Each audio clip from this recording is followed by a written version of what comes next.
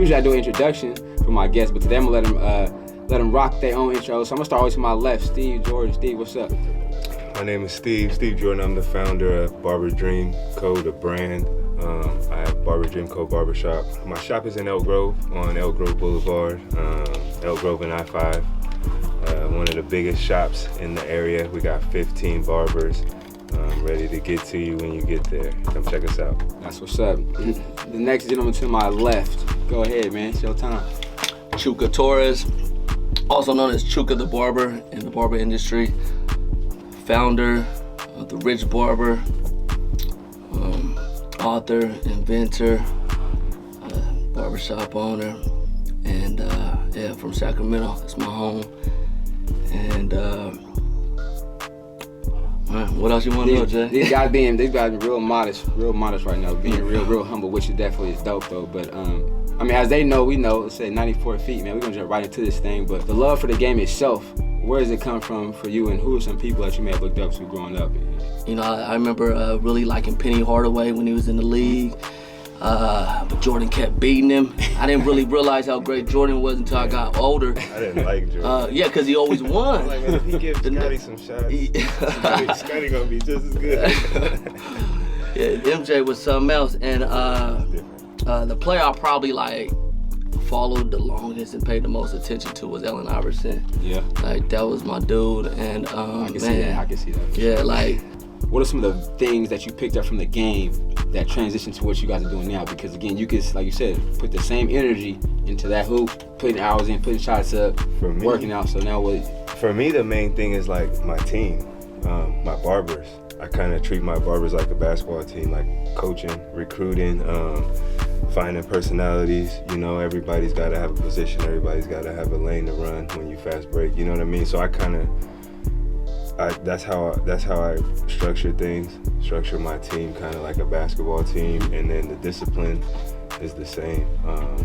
You know, you gotta have that same kind of discipline. A lot of what I get as far as concept and structure comes from Chuka, to be honest. But one thing that it really taught me, or just really like I took in and owned, was that to really like not try to cheat the game. And I remember having basketball practice, and when certain players on the team, when the coach ain't looking, they walk in or they cheating the game. I mean, I was like, I never wanted to be that, because I'm watching myself whether another person's watching me or not. And I feel like to move into the entrepreneurial realm, you gotta have that mindset, because you the one holding yourself accountable. You know what I mean? So if you just acting or doing a certain thing because you being watched, that ain't, you know what I mean? You ain't built for it, you know what I mean? I'm gonna read some stuff and I'm gonna get your opinion. He's again, I don't think he didn't do, but I'm gonna get your opinion, Steve, too. So I'm gonna read a couple of his the quotes on here. I was just like, where'd you find this one at? One of them says, I know that I can master the act of barbering, therefore I will think mastery and strive to achieve mastery of my own craft. So that's one of the affirmations, and it's important to condition yourself and affirm that what you're trying to accomplish.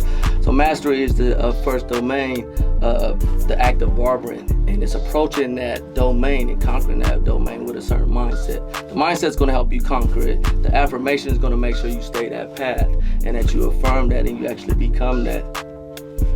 Just being intentional, staying committed. If you're gonna do, like Chuka used to tell me, you don't get up, you don't go nowhere, then work on your business. Do that in your bed, do that in your mind, do that in your phone, do something every day, you know what I mean, in your business and in your purpose. And those just be like little conversations. So when you read that, that's what I find that just doing something every day. Leave the world alone and change the concept of yourself. That's I don't know how I mean this. That's crazy. That's what the Rich Barber is. That's crazy. The Rich Barber was, you know, my new concept of self.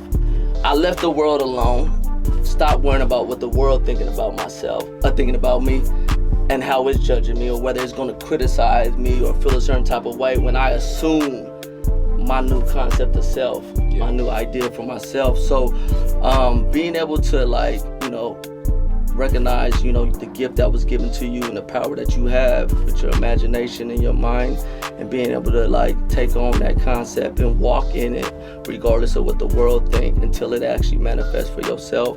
I think it's the greatest thing anybody could do. You know what I mean? Because ain't nobody gonna come save us. You know what I mean? Like, so know what it is that's gonna be your savior at the time. You know what I mean? A hungry man, his savior is food. You know what I mean? A nigga that come from the ghetto, I mean, my savior money, man.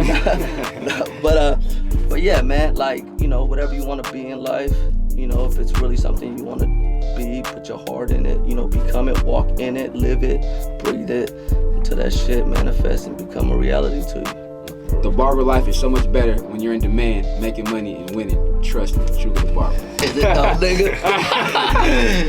Tell him, man. Tell him. Hey, look, I'm gonna tell y'all a little story. So when you in demand and you in demand, it's like, so I went online and I raised my prices online because I'm trying to get card payments to go down, right? So I don't want people to pay so much in card. I'd rather have cash, of course. So I raised my prices online thinking that's gonna, and I put in parentheses, hey, cash price. If you pay cash, it's $10 less. Everybody still paid in card. So that means that it's a blessing. It's time for me to go home and reflect and be like, this is what people are valuing me at. And when you making money, when you in demand, I'm telling you, if I open up time on my schedule right now, it's gonna book. And to know that, you know, I'm finna go make $50 to $75 an hour because I'm in demand, because I'm good as a barber, that's a blessing. I think to really win on a big level, you gotta like an entrepreneur creates value for the world, right? Like, you create value for other people's benefit too. And so I think just learning to, like, you know, be interested in other people, and you'll learn a lot, you know what I mean, just by listening and not talking so much all the time. You know, I believe in putting it all on the line for your dreams, you know what I mean? And if you're willing to do that, like, you've proven to yourself and God that you really want this, you know what I mean? Remember, like, I tried hella shit, failed on hella shit, lost, like, I would lose all the money I go. Like, I'll make the money at the shop, lose it or whatever, but I was always betting on myself, trying shit since I got in the game. It's hard. It's one of the hardest, it is the hardest thing I've ever done, but at the same time, like, it's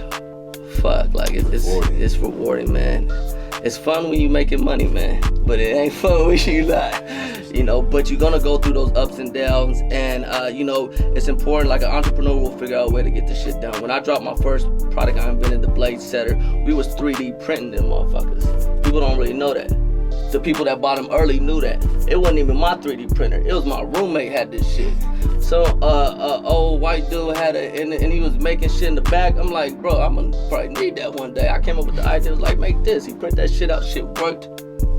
We was printing thousands of motherfuckers. I bought another 3D printer, and he was running that too, and we was slanging them motherfuckers all on the internet, and it was moving. So it's just like, you gotta be creative, you gotta have imagination, and you gotta have persistence, man. You gotta, like, be willing to, like, put it all on the line. I put it all on the line many times, and I feel like that's what, like, entrepreneurs do, you know? It's all about the mission, it's all about the vision, and the rewards will come, you know what I mean?